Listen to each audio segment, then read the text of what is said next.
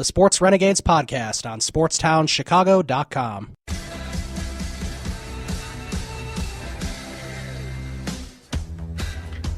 Welcome back to the Sports Renegades here on SportstownChicago.com. I'm Ryan Stuprich. And I'm Ryan Risky, and we were just talking about the Cubs and your and mine kind of unfortunate luck with games this year. Yeah. Although we could probably just make an exception for Chris Bryant's debut, that we were just going to see the debut. Yeah. And I mean, they should have. That's the game they should have won. Even though they blew that game. Yeah. Yeah. Sam Holbrook helped that one by not calling out Will Myers. Yeah. That is true. And I mean, we were at the Brewers game on Saturday, and I've never been to a game where a team struck out as many times as the Cubs did before that. 18 strikeouts. I knew they had struck out a lot in that game because every inning there was at least two guys that were striking out. I didn't realize it was 18. And yeah, that was pretty much over once Ryan Braun hit that long two-run homer in the top of the first. I mean, I was just happy we saw Rizzo hit a home run on a ball that probably shouldn't have even got out because the pitch was looked like it should have either hit him in the shoulder or something. Right. I don't know how he hit that out to center field. I'll take it though. Yeah, he's certainly been on fire this season. Yeah, his on base percentage is over 500. Yeah, his on base percentage is unheard of. Which is I think it was 503 or 506. I was looking. Yeah, I'm sure it went down a little going 0 for 4 today. I mean that, and the thing is, he's still hitting home runs. He hit 2 against the Cardinals this week. Yes, he did, and he certainly has not cooled off yet, which is good, and hopefully he should be able to stay hot in Milwaukee in that launching pad. So. Oh yeah, I'm sure he'll hit one this week, and you have to say, hopefully Chris Bryant finally hits one. I'm thinking in Milwaukee he was going to, although we keep saying that every series, and it's not happening. If he doesn't hit one in Milwaukee this week, and I'm going to go and say he's hitting it on Wednesday when we go. Yeah, I mean that might as well be as good as time as any. I think he'll hit a couple in Milwaukee. Yeah, I'm hoping the tables will turn and the Cubs can at least take 2 or 3 in Miller Park. I'm hoping they could sweep them because then they'd be back, as one of the better teams in the National League. And they'd be sweeping them with the back end of their rotation, which would be very, very good. That would be impressive. You feel really hopefully good. Hendricks can have a bounce back outing, and the same with Travis Wood. Yeah, I know a lot of people have been getting on Chris Bryant. Why hasn't he hit a home run? Well, have you looked how many times he's walked? Yeah. I mean, I think it was yesterday, he had 4 walks and a single. Right. I mean, he has more walks than strikeouts. You can't expect him to hit home runs when he's not getting any good pitches to hit. I mean, he's not getting any good pitches to hit. Sometimes he'll get some and he'll take. I know. I think yesterday he struck out. Struck out a couple of bats where he really shouldn't have. Yeah, I'm sorry, 2 nights ago was when he had the 4 walks and a single. Yesterday, he got called out on 2 straight at-bats on a pitch that was 6 inches off of the plate. Right. But it's the things that happened before that. He took a couple pitches he could have killed.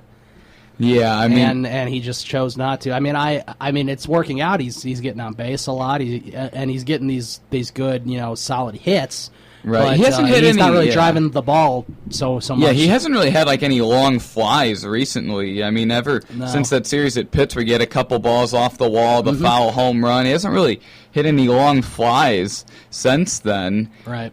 And you really hope that. I mean, it'd be nice if he already had that home run, just so that it's just out of his head. No one's going to start complaining because Addison Russell has 2. Except, I mean, maybe he's going to hit it this coming week at Wrigley when the left field bleachers are there and someone can catch it. That would be nice, and that would be really exciting for the first fans to sit out there in the new bleachers. To catch a Chris Bryant home run. I mean, I hope you're right. He hits a couple in Milwaukee just to get the power surge going. Yeah. There's no better team to do it against than the worst team in baseball. So. Yeah, I mean, I thought he was going to hit one last weekend against the Brewers, and then he really should have. He kept striking. Everyone was striking out. I mean, in the 2 games you and me have gone to when Chris Bryant has played, we've seen him go 0 for 8 with 7 strikeouts. Right, and I think the weather this weekend's supposed to be. It's supposed to be rainy. Yeah, which won't be an issue. So that they might have the roof closed, which will definitely, that takes out that takes away any wind factor. So yeah, If Bryant gets a hold of one, it'll probably go out. Yeah, Miller Park does yield a lot of home runs, though. Yeah, they do. That seems like one of the more hitter-friendly parks, even though it's not like the fences are really, like, far in. I mean, it's just there's a lot of home runs there. I think it's like 345 down the line, which, I mean, isn't, like, super close. It's not super far either. I mean, I like the dimensions of Miller Park. Yeah, I mean, it's a beautiful ballpark. Yeah, everyone who goes there says it's one of their favorite parks. Yeah, so. And PNC also has a really nice dimensions. Yes, yeah, they do. Because I know, like, when I was watching the broadcast last time Cubs were at PNC, Len Casper and Jim Deshay said, the one thing they like about PNC is it's one of the few ballparks where the fences are never moved in or out after it was built. Where at the Mets Stadium, they're moving the fences in every year to help David Wright, and then he still doesn't hit home runs. Of course not. He's about 5 years past his prime. Yeah. I mean, when they opened that stadium, that the MLB should have said something like, there's going to be no home runs hit here. You need to, because the walls were super high, the fences were really far. They needed to move the fences in a lot from the start, except they can't just keep doing it every year. And I remember, because you remember when that stadium opened, how high the fences were and how far back they were. Right. I remember a year later they moved everything in. Or it was actually 2 years later, because the first year, I remember, like, down the line was like 365 feet with a high wall. And then I remember the very next year, they were talking all offseason they were going to do something to move the fences in. All they did was change the center field wall, where they changed how high the wall was in center field. They changed it. You didn't have to hit it above the apple to get a home run in straightaway center. All you had to do was hit it above, like, the orange line.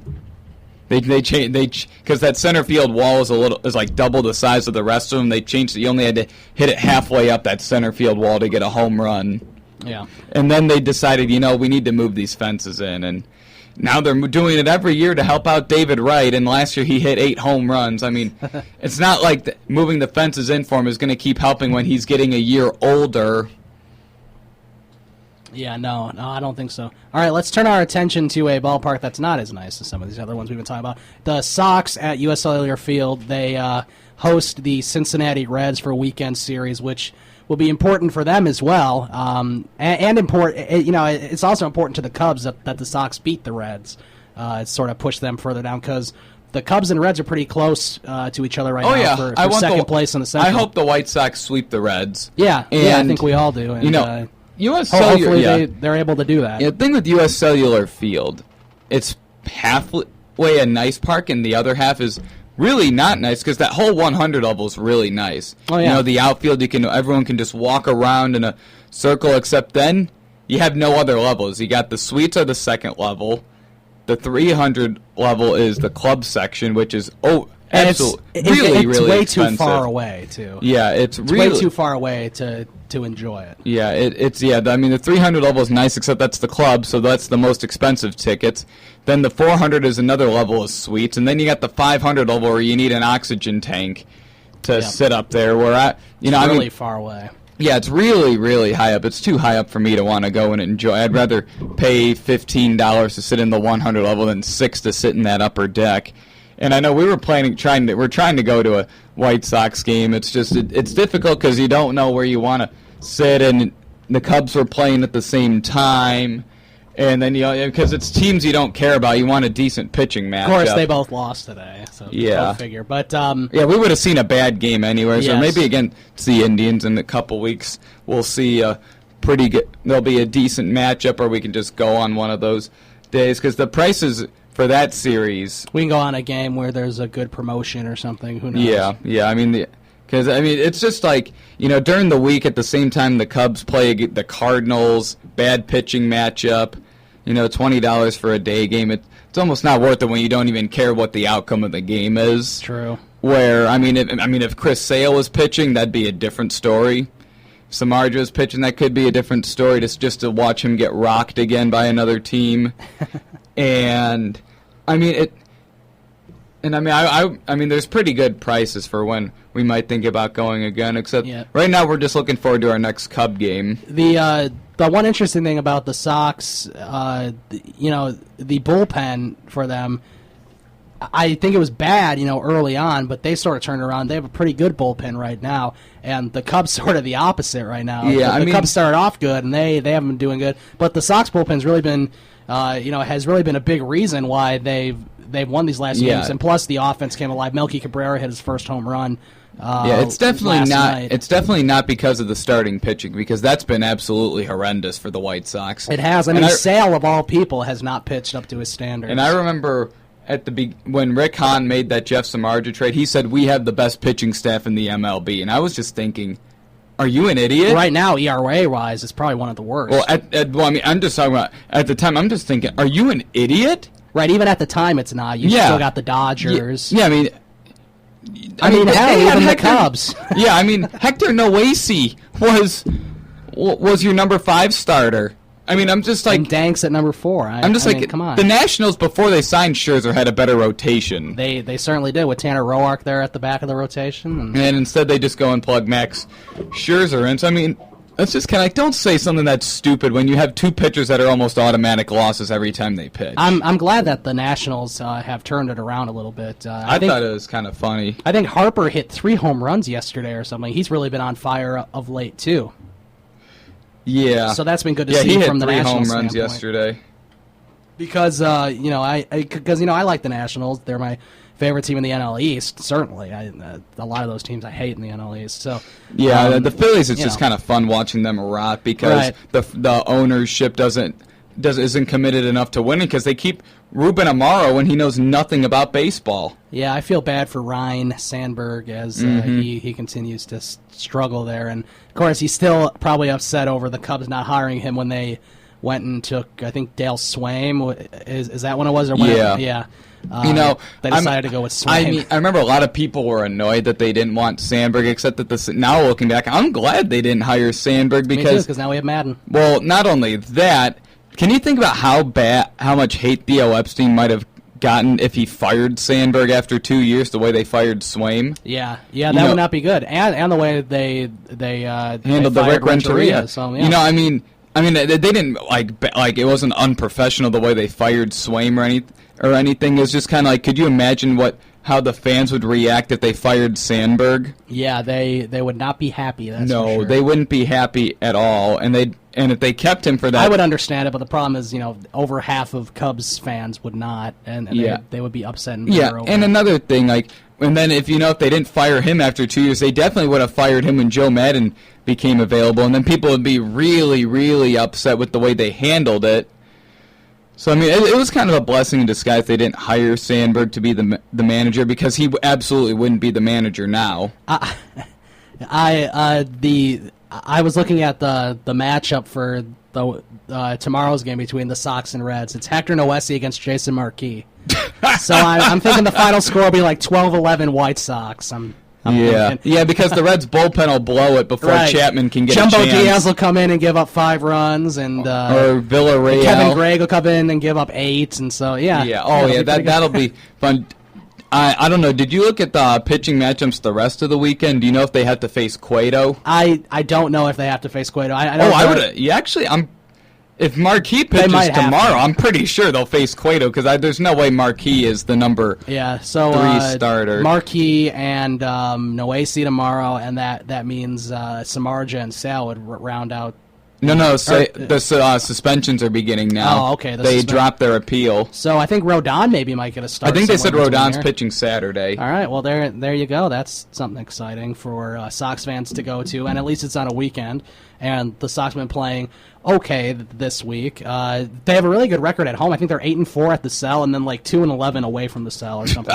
2-0. Well, they did get swept in a 4-game series against the Twins, and that was not. That is good. something that can't happen. Speaking of that, I think the Twins won again today. Yeah, they're on a roll. I mean, I guess all they had to do was play the White Sox. Right. All right, so Sox and Reds this weekend at the Cell. Cubs and Brewers this weekend at Milwaukee. So it'll kind of be home games for both teams. I'm sure a lot of Cubs fans will be up there in Milwaukee. There'll be probably more Cub fans than normal in Milwaukee. Yeah, I would think so, especially when the Cubs are good. I remember in 2008 I was there for a Cubs game, and there certainly was a lot more Cubs fans in 2008 than there was last year when I went to the Cubs Brewers game. In 2008, When you went, did you go during that 4-game series when the Cubs swept the Brewers like in August? I think I went earlier in the year. Okay, it wasn't that series in August. I think I went. It was either the first or second time.